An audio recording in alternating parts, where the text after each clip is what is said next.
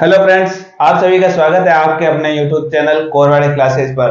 दोस्तों, हमने एक शॉर्ट्स डाला था जिसका लिंक मैं आपको आई बटन में दे रहा हूं, वहां जाकर आप उस शॉर्ट्स को देख सकते हैं। हमारा एक क्वेश्चन था गदर के ऊपर कि पाकिस्तान आर्मी के द्वारा एक ब्रिज से हमारे सनी पाजी को बोट लेकर जाते हुए देख लिया, और इस जो ब्रिज की नदी से जो ऊंचाई थी वो थी 100 मीटर।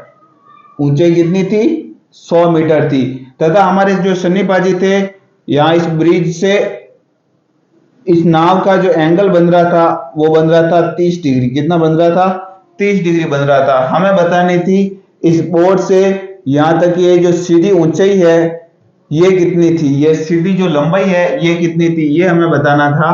तो चलिए दोस्तों, इसको किस तरीके से सॉल्व करना वो देखते हैं।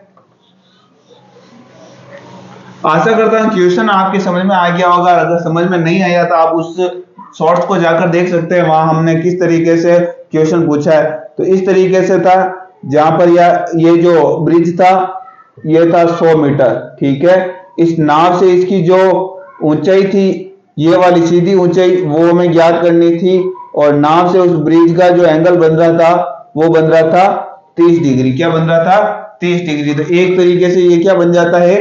त्रिभुज बन जाता है। क्या बन जाता है? त्रिभुज। जिस तरीके से इसको यहां से उठा के इस तरीके से कर दिया जाए, यहां आ जाएगा ये एंगल, तो ये ऊपर तो ब्रिज हो जाएगा, 100 मीटर इसकी ऊंचाई हो जाएगी, और एंगल नाव से कितना बन रहा था? 30 डिग्री बन रहा था। ये 30 डिग्री, और ये हमेशा एंगल कितना होता है? 90 डिग्री होता है। और ये कितना हो जाएगा? ये अगर 30 है, ये 90 है, तो तीनों कोणों का योग हमेशा कितना होता है? 180। यानी ये 30 है, ये 90 थी, ये कितना हो जाएगा?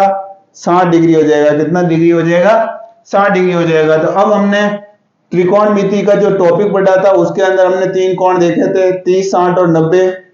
अगर तीनों एंगल इस तरीके से दे रखे 30, 60, 90, तो उनकी जो भुजाओं का अनुपात होता है वो किस अनुपात में होता है? 1√3 और 2 के अनुपात में होता है। उनकी भुजाओं का अनुपात क्या होता है? 1√3 और 2 के अनुपात। यानी 30 के सामने वाली जो भुजा होगी वो कितनी होगी? 1 होगी। जो 60 के सामने वाली भुजा होगी वो कितनी होगी?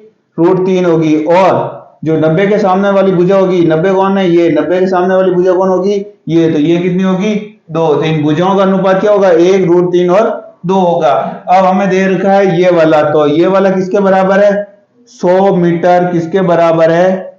1 के बराबर। किसके बराबर है? 1 के बराबर। तो ये हमने क्या लिख लिया? 1 लिख लिया। अब हम देखते हैं हमें क्या ज्ञात करना। हमारे को इस बोर्ड से ये जो ब्रिज था इसकी जो सीधी ऊंचाई या सीधी जो लंबाई थी वो ज्ञात करनी थी। वो किसके बराबर है? वो 2 के बराबर। तो हम इसको क्या कर देंगे? 2 से गुणा कर देंगे। क्यों? जो हमारे को चाहिए होता है उसको हम क्या कर देते हैं? गुणा कर देते हैं। और जो देर का होता है उसको क्या कर देते हैं? उसके नीचे लिख लेते हैं। तो इस तरीके से इसको सॉल्व करना है आपको। तो ये मीटर में देर का, तो इसका आंसर भी आगे किस में आएगा? इसका आंसर भी हमारे मीटर में आ जाएगा, ठीक है। अब देखिए, 1 का अगर भाग देंगे 100 में तो हमेशा कितना आएगा? 100 ही आएगा। और किससे मल्टीप्लाई करना है? 2 से मल्टीप्लाई करना। और किस में आएगा? मीटर में आएगा। तो ये आपके दिमाग में होना चाहिए। 100 को 2 से गुणा करोगे तो क्या आ जाएगा?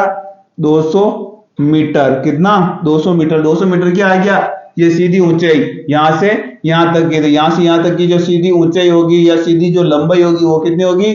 200 मीटर। तो बोर्ड से जो है इस ब्रिज की सीधी जो ऊंचाई है वो कितनी है? 200 मीटर। तो इसका आंसर क्या हो जाएगा? 200 मीटर। जो हमें क्या बताना था? उस शॉर्ट्स का आंसर बताना था। तो ठीक है दोस्तों, इस वीडियो में इतना ही। आगे मिलेंगे नए वीडियो में नए टॉपिक के साथ। तब तक के लिए धन्यवाद।